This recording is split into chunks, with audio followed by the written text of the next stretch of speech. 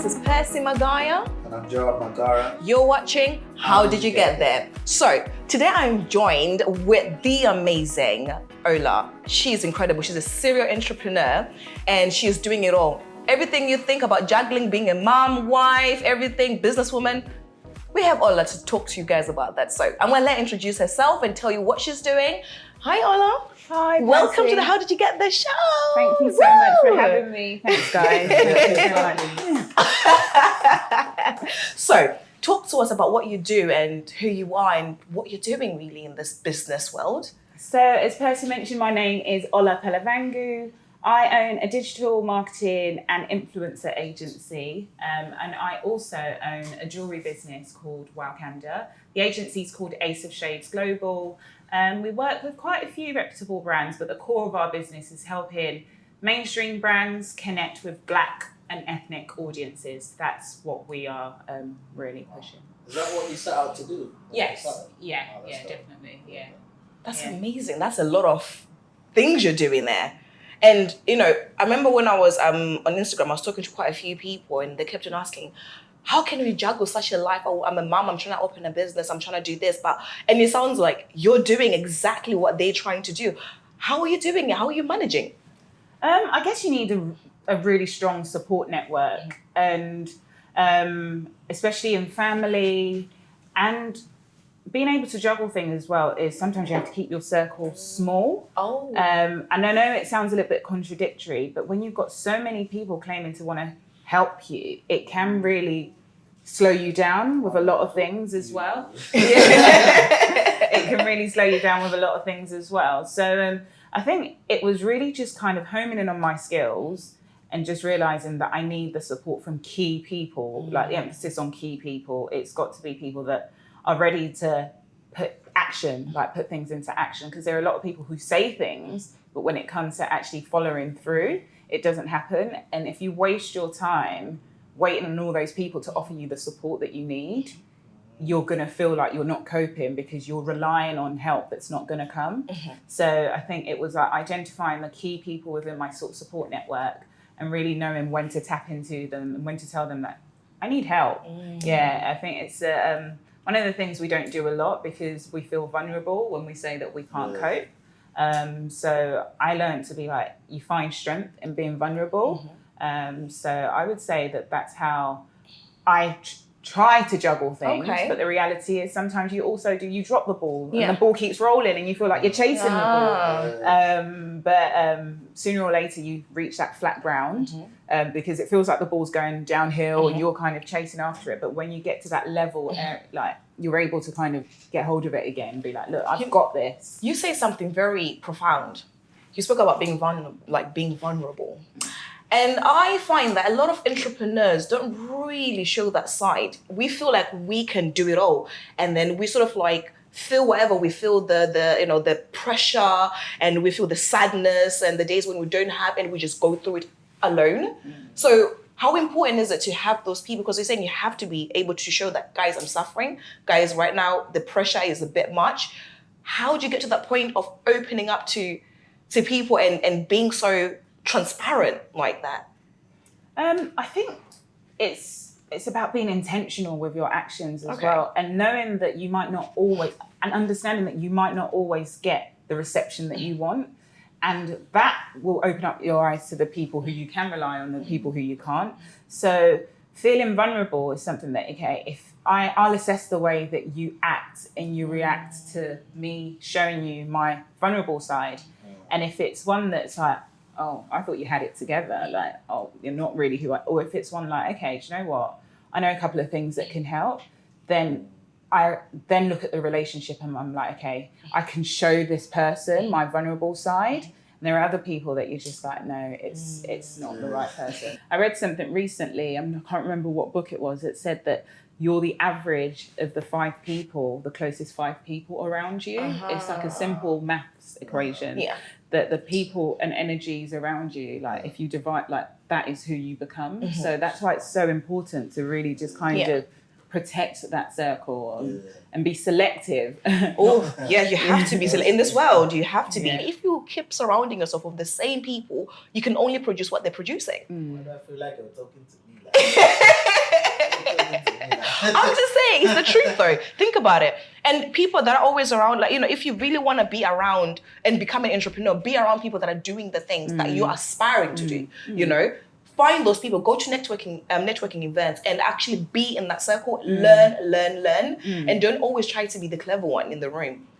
It's funny you mentioned networking events, actually, because I think that so many people have met those people that they should connect with, but they haven't had the right conversations. Oh, okay. Or when you've had those networking opportunities, you've just spent time speaking about you and not finding about the person who you've actually just met.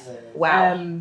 And I don't know, it always surprises me because they always say it should be like the 70-30 rule where you should listen more than you talk, especially when you're meeting somebody new. But I think because we get so excited to tell everyone what we're doing, you run out of that little time window when you've met someone that could have changed the course of your life, but you haven't asked the right questions. Wow. So especially with that, do you ever I feel like sometimes when someone's around someone they respect or is above, I guess, in the social order and whatnot, they sort of try to show what they've done as a way of trying to be an equal, almost. So in the end, so I went to Tenerife last week, and then I went to Gabon as well. And the person's just thinking about their business. They're not thinking about where you've been. They don't care.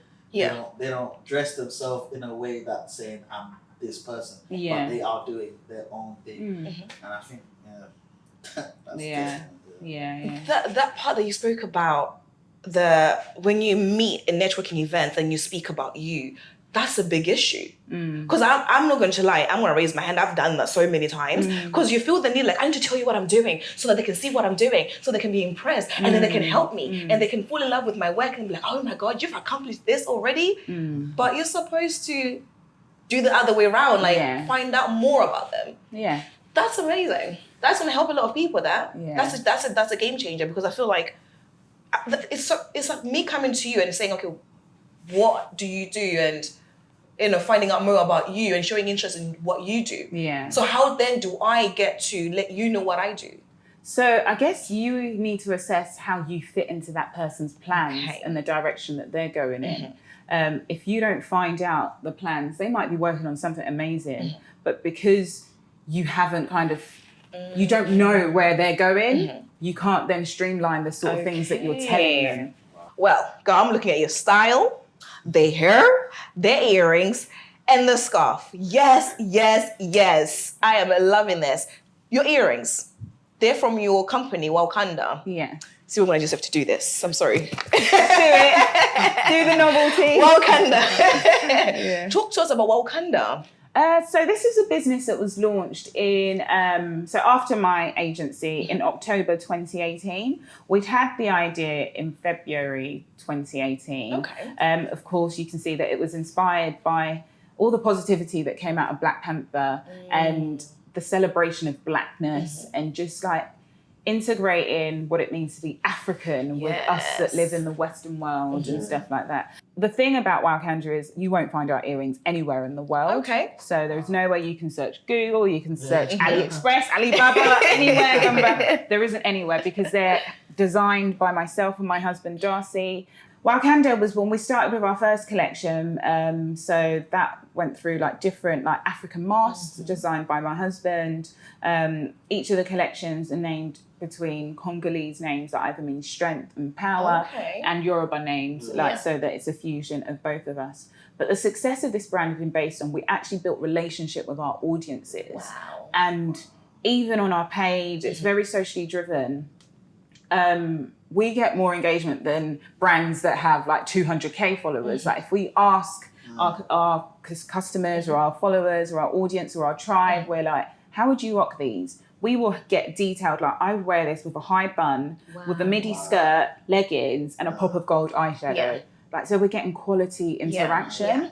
And I think it's because they know that it's been created for them and almost shaped by them as well. Wow. So that's what WOWKANDA's been like. That's amazing. That's how you know you got your man. Yeah. He's making you earrings. He doesn't physically make them. He designs them. He wouldn't be able to cope with that, but I think I'd have him in a little shed, like away doing everything. Yeah, no, he doesn't physically make them. That's incredible. The last thing I'd like to speak to you, Ola, is the other side of the business, the Ace of Shades. That just sounds amazing. When I read Ace of Shades, I just imagined me wearing like a black dress, going to this event, you know, like a James Bond kind of like event. Yeah. That's what it makes me feel when I go on that rant, like on your page. You're doing a lot of things with a lot of people, helping them with their branding, marketing, and all sorts. Can you just give a glimpse of the importance of what you're doing? Because a lot of people are trying to do it themselves and they're failing. So how important is it to have an agency like yourself to come on, you know, and help your brand grow and do that? I think the first thing for us about Ace of Shades Global was we needed to know who we were speaking to, who our audience is.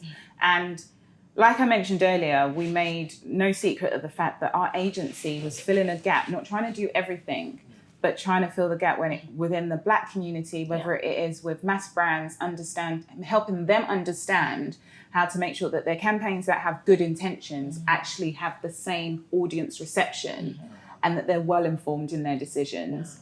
And then secondly, with a lot of and we'll be launching online courses for smaller Black businesses who affordability means that they can't pay for an agency. It's like curating courses that is the bridge between what I've picked up in corporate, working for leaders in the game, to kind of be like, this is how you can scale your business. Because I think a lot of the Black businesses stay in the small business mentality for way too long. They overcook in that period rather than it's great to be in an incubator, it's great to be in the community, but there comes a time when you're like, I'm ready to grow now. I just say it's like outgrowing clothes, really, because you know when you need to move on to the next size. But most of the time, it's not that they don't want to, it's because they don't know how to. That's true. So I love being that fountain of knowledge. I love, and now it's myself and two other ladies. And I'll have to mention that we started, it's not been a year yet, April 2018, and just me. And now we're a team, 2 in the office and 1 remotely. So we're a team of 4. Wow. So again, it's been reassuring. I wouldn't say surprising because I think when you create for something that you felt frustrated about, or people kept asking you the question, I think people say that if people keep asking you to talk about the same thing over and over again, then there's a demand for what you're doing.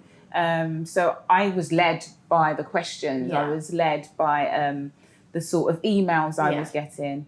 And the final part of what we're doing, which is a huge part, is we represent a lot of Black influencers, Black and mixed background influencers, because again, it was that know-how of how to monetize your platform and how to have the conversations with the brands that I know fully well, working on the other side, have the budgets. And not undervaluing your content to the point where it becomes frustrating for you to keep being a content creator. So that for us has been really, really one of the exciting parts. That's where we've worked with the likes of 3 Mobile, quite a few. But when you go on the Instagram pages of a lot of the influencers, it's just nice to see that they're also having paid partnerships with these. Yes, we like that. Because don't just pay us with clothes. We want money too, you know. Definitely. Because it's no secret, influencer marketing is huge. It keeps getting bigger and bigger and bigger. And the Black consumer, specifically the Black female consumer, is the fastest growing group of consumer. That's true. Globally, spend power. But the thing is, sometimes it's just about being authentic in your marketing. That's true. And that's where we then line brands up with the right influencers. So in doing so, the brands have authenticity in the content that they're putting out there in their campaigns, and the influencers are working with brands that, 1, first of all, they have to love, and 2, that they may not have discovered them before if it hadn't been for us being the bridge between both of them and helping them negotiate their work, which is a huge, and what usually takes the longest, helping have those conversations, because we're all afraid to lose money, but when you know that you're negotiating within what you're worth, it makes it easier. What you're worth. Yeah. That's amazing. Yeah. Guys, you have heard it here on the How Did You Get This show. This is Ola. She is incredible. We hope you guys learned so much. She'll be back. We're not done with her yet. We're going to take a quick break, okay? Thank you so much for all that information, honestly. Fake laugh. You won't stop doing that, by the way.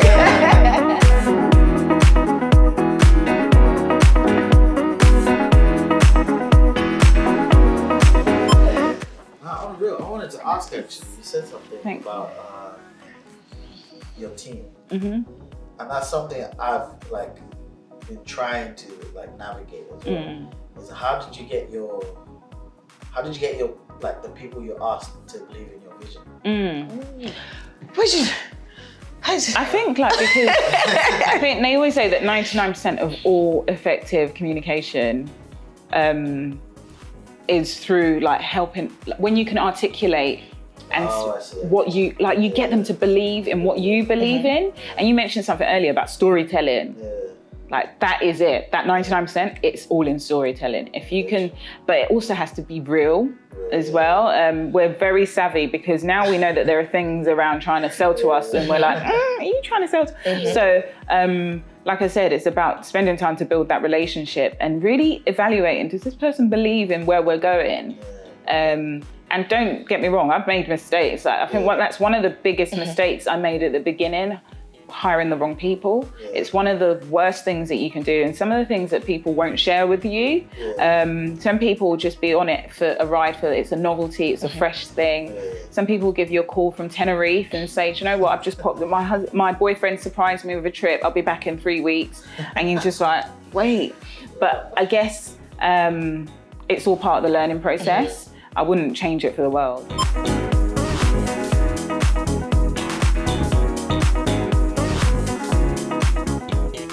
Hi, this is Percy Magaya. And I'm Joab Magara. You're watching How Did You Get There? So, we are joined by Zoe GARSH. She is incredible. She is an entrepreneur. And the things she's doing already are, for me, I find them to be very impressive. But I won't go into too much detail about who she is. I will let her speak and tell us who she is and what she does. Hi, Zoe. Hello, Percy. Welcome. It's great to have you. It's good to be here. It's really good. So please introduce yourself, tell the people what you do and who Zoe GARSH is. Yeah. So my name is Zoe Garshong, but my sisters and I shortened Garshong to just Garsh because it caught on. Like people just said, oh my gosh, the Garshes are here. So we were like, okay, we're Zoe GARSH, Yvonne GARSH, we're good. Yeah. And so I run a social enterprise called Miss Independent. It's a careers advice social enterprise for young women. We mainly work in schools, colleges, universities, and with recent graduates. Wow. And our aim is to close the gender pay gap. So we have about 3 programs, leadership, finances, and innovation and entrepreneurship. And then we just do seminars as well to help women understand and men understand the gender pay gap and how we can create solutions for it. That's amazing. Why did you start this movement? What happened? What made you say, I want to start something that's going to help close the gender, the wage gap? So 2016, I completed my dissertation, my final year at university, and it was all about why does the pay gap exist in the UK? Okay. So just doing that bit of research, I said, I just can't leave it here. I was just so inspired by the fact that I didn't even know it existed until I had to study it. And I just realized that there's something needs to be done. I don't understand why, women, we live in a generation where there's so many incredible women. I'm surrounded by incredible women, but when they get to a certain age in pretty much every industry, suddenly their pay the pay gap just starts to increase. And I was like, I don't understand why. So I was determined to find why and then create the solution, which Miss Independent is all about.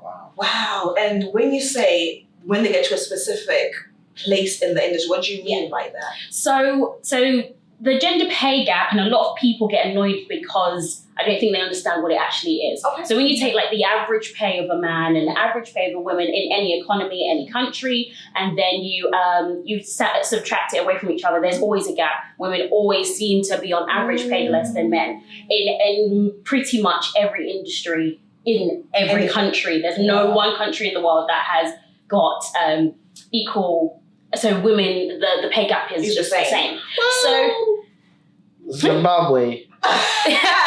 There are people that are very close. No, we all don't get paid. Nah, I'm playing. Don't say that. With all my Sounds Zooms come up, good, I got mate. loads of friends that are in Zimbabwe. They're like, no. But exactly. So from my research, it showed that when women tend to hit around 30 years old, the gap starts to increase, and then it just gets wider and wider. And the older they get, the wider it gets. Okay.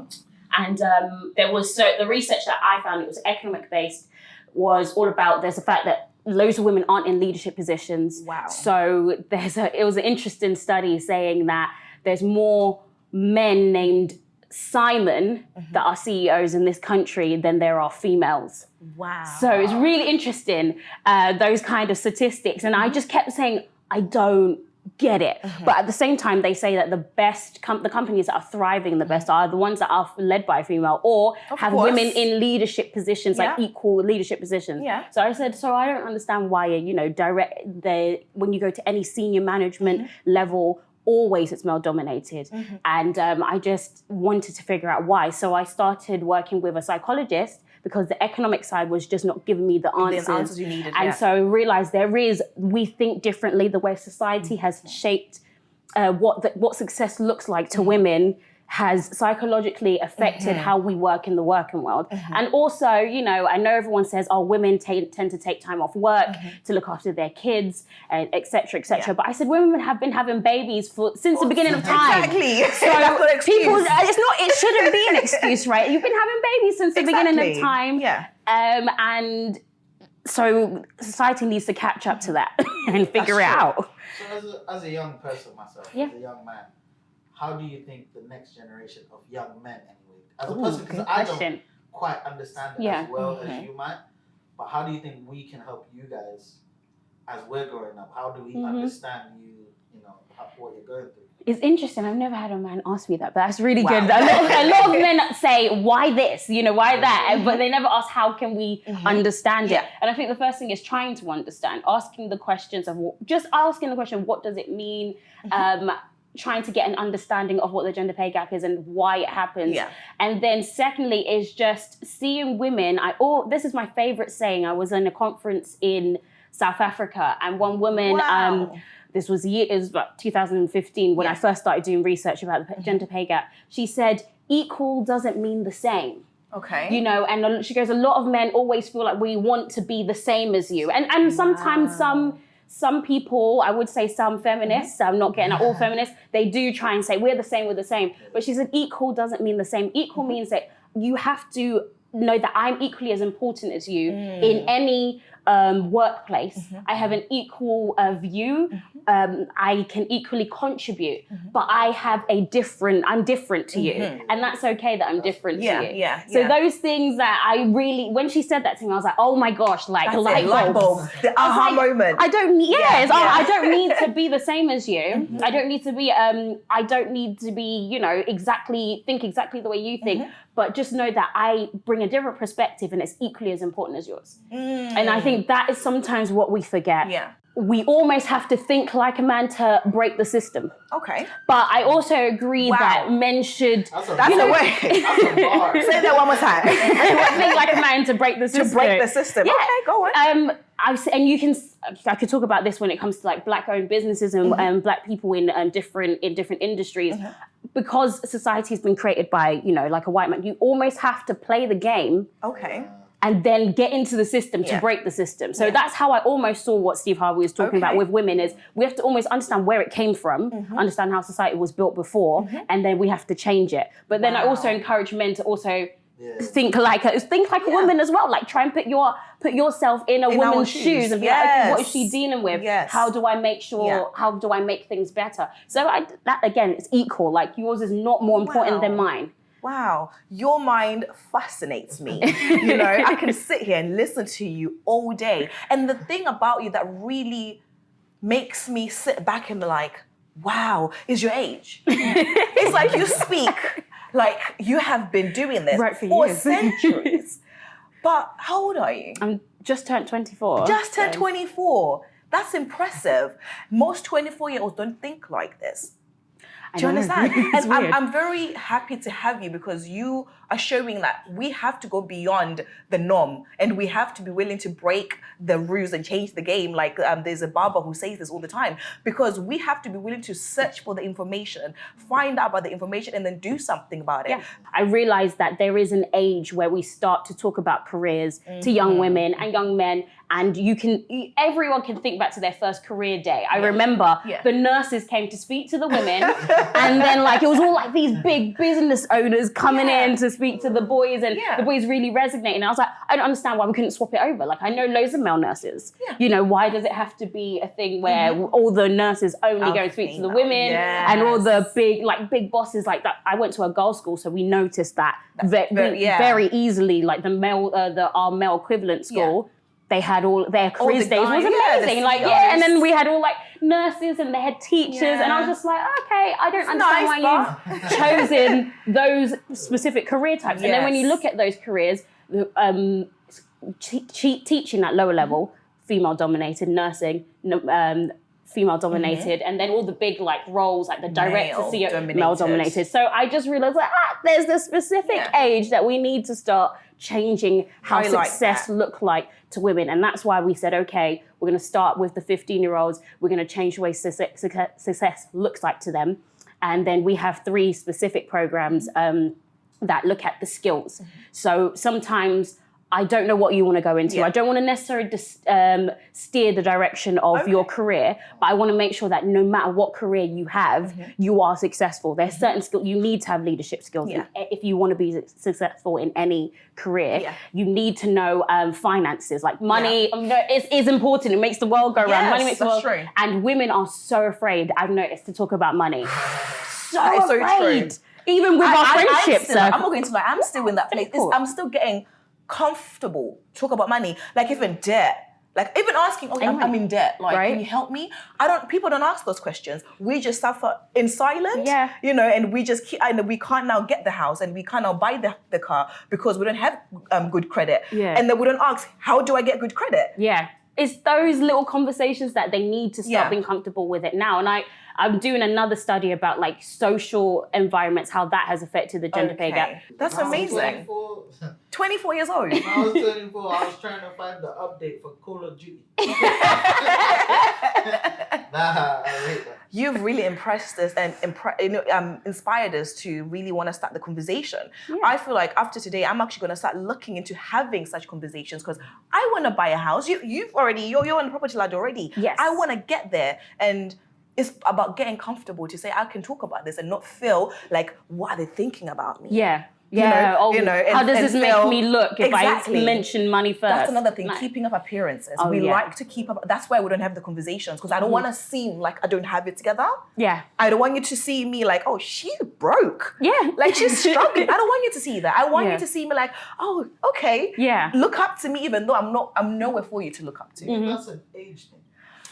I think this is the generation that we're in. The social media, Instagram, social media, everything is, we want to look expensive and we want to keep up with appearances. We do. It's a generation. I'm seeing it using the rent money to buy the Louboutin so I can just stunt on them. That's what people are doing. But oh my God, this is incredible. I mean, the conversation alone, we can go on and on and on and on about this, but we need to have another part so we can talk about money, because that's another thing we don't talk about. It's about how to make money, how to grow money, and how to keep and invest money. We should have a conversation about that. But guys, this is Zoe, and you can see she is incredible. I hope you learned something today. Don't worry, she'll be back very soon, right? We're gonna have her back. Cute. Your fake claps, honestly, is this gonna be a thing? Okay, let's give Zoe a fake clap.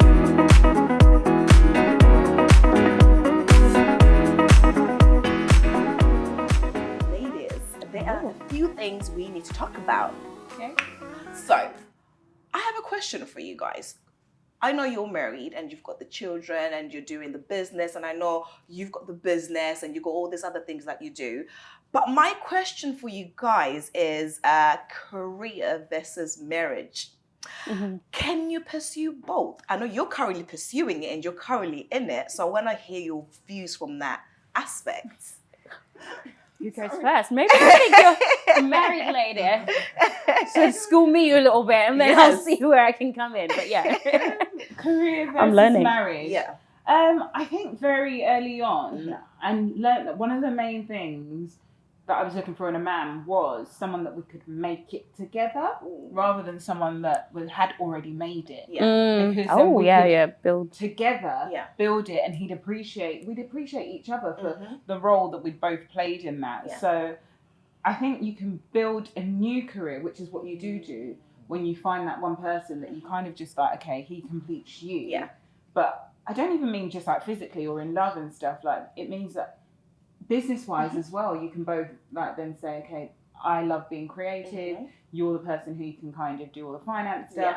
Let's make money together. That's like it. husband and wife can make money together as well. Yeah. And I think it's really nice because then those money conversations are more transparent, and it's not as, and you can be real with each other, because I think with business we like to show off all the pretty side. Yes. It's not. It really isn't. And in our marriage, I tell you what's usually a common picture in our house.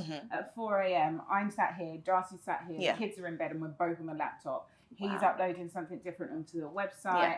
I'm putting in the orders or something, or I'm finishing off emails for the agency. And then we're both like, oh my gosh, we should really go to sleep now. And then the kids are up in about 3 hours. So we're both grinding together. Wow. So I think, like, for me, yes, both of them can work together, but you have to see it first. You have to be intentional in marrying your career with your marriage. That makes sense. But I think like women like you, and so I'm single, so I'm asking this question is something I can't necessarily speak on like it's a success, but you've given that hope that it doesn't have to be marriage versus. Why can't it be and career, marriage and career? And that's one thing that I've always said to people when people are like, oh, are you going to be that girl that gets married when she's 40 and does this stuff? And I was like, no. I'm always open to it. I desire to be married one day, but I don't see why I have to choose. And then you are living proof that you don't have to choose. Exactly. But it's everything that you want is working for it. You have to work towards it. You know, so. Would you say, sorry. No, it's fine. Not like how you now got married. Was it a result of you looking for marriage, or was it being in your element that he found you in that? Or like, we met when I was at Nike like 7 years ago, and I think we both saw each other, like, we saw potential. Not only did we see potential, we both saw each other putting things into action, even though we weren't married yet. So then you saw like the skill. So this person wasn't just a sayer, like they were a doer as well. So with us, we saw each other doing things, and like it was in that we were like, okay, we're compatible. If we both set goals together, because I've seen him do it by himself, and he's seen me be like, okay, get promoted and do this and stuff. And we're like, okay, cool. Like, so when we got together, and if we said we're both going to do this, we're like, okay, this person's an achiever as well. So, that's amazing. You mentioned something about you saw the potential, but you also saw the actions. Because people tend to just deal with the potential. I see potential, and that's it. But there has to be the pattern in the potential. You know, because I feel like we women make mistakes. That I did that. I was married before. You know, and I'm no longer married now because I dealt with potential only. I didn't look at the patterns, nor did I look at the actions. I just say, he's got potential. Okay. And then I started talking to the potential. Hey, potential. When do we start producing? You know, so I like the fact that you mentioned the potential, but at the same time, you dealt with the actions as well. And then you started seeing the goal setting and the achievements and the fruits he was producing from the potential he showed. And that's something that's very important. You know? Another thing as well, ladies, is the social media is just, wow. I'm overwhelmed by the amount of things we have. We have, I think, Snapchat, Instagram, Facebook, LinkedIn. How are we keeping up? How is, you know, there's so much. I said MySpace. I said maybe websites. Well, no, those got deactivated I don't years think ago. they're on. But there's so many, like, just naming them. And I was asking quite a few people on Instagram, like, you know, how are you managing with Instagram? But the question they started asking me was, does social media play a role in diffusing people's self-confidence? I recently did something about this, actually. One of the short videos I do on Instagram because I felt that pressure. I did. I never wanted to be the face of my brand. That's one thing I always struggled with. And I was saying this before we started the show. I hate cameras. Like I don't like talking. I don't like being the center of attention, intentionally putting myself there. I have a problem with that.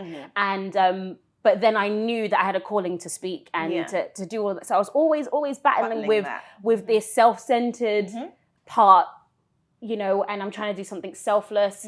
Always struggle with that. So I did just have to take a break off social media. And I've noticed that I told people in this video what I learned in that break was social media is a tool. Money is a tool. And you're supposed to use it to project what you already have. Wow. You're not supposed to use it and depend on it. Wow. So that's when I learned that, okay, all of these things are tools. The moment we start making it something dependable, that you can substitute that with anything, with money, everything being a dependable substance on you, then it makes your life it makes your life it makes you have a headache. Social media can be like that, but the moment you start seeing it as it's just a tool, I have to use it to project whatever I have inside of me. Then you work on what's inside of you first before you depend on that to showcase something that you don't have. That's amazing. That deserves a fake clap. Isn't that like a real clap now? That's some more fake clap. And for you? I think I want to just follow off like what Zoe just said as well, like using it to project something as well. And I think it's about the realization that in this moment, social media, it's king.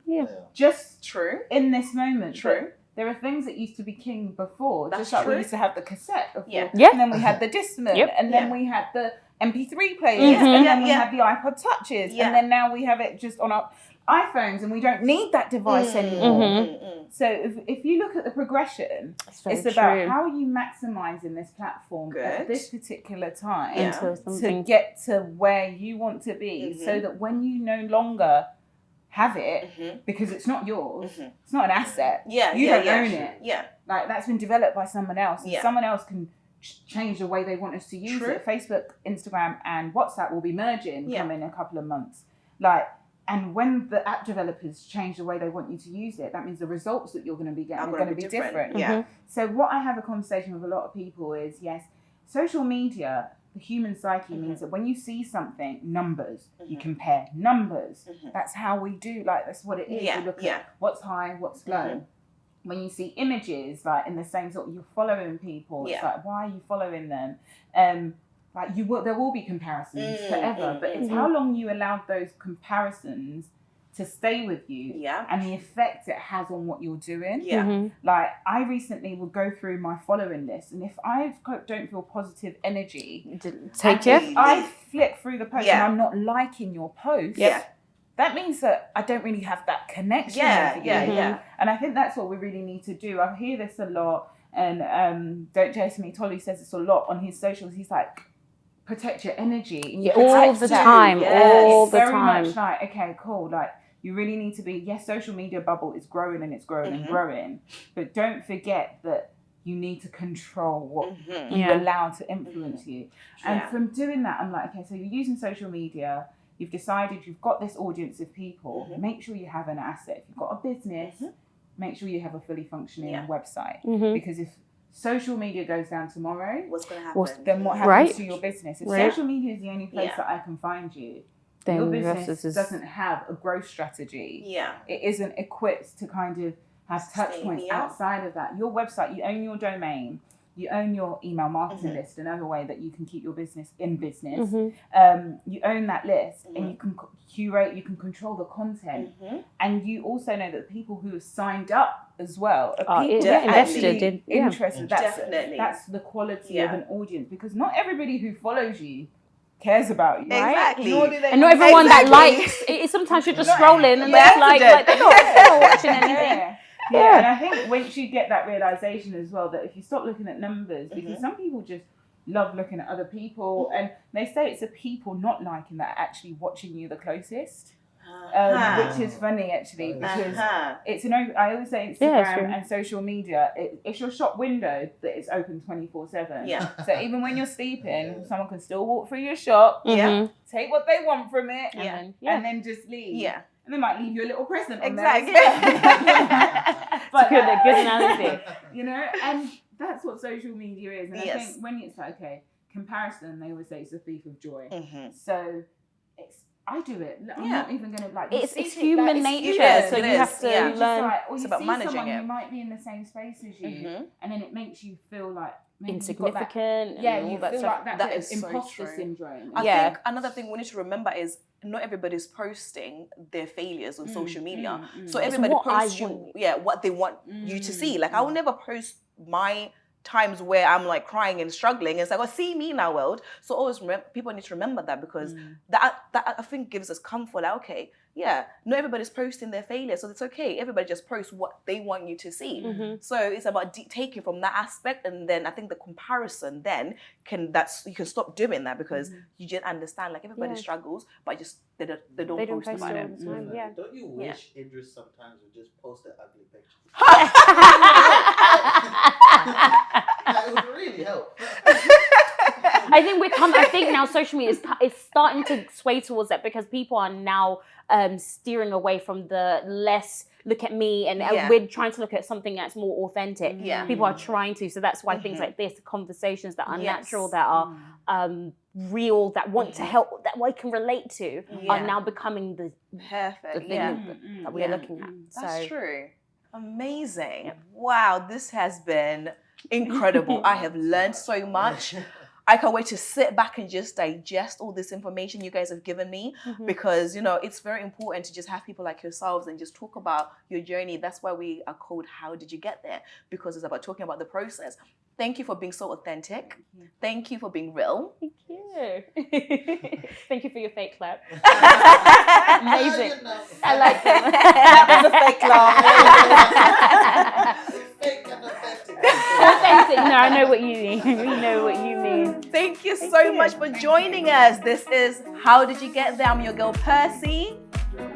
Thank you for joining in.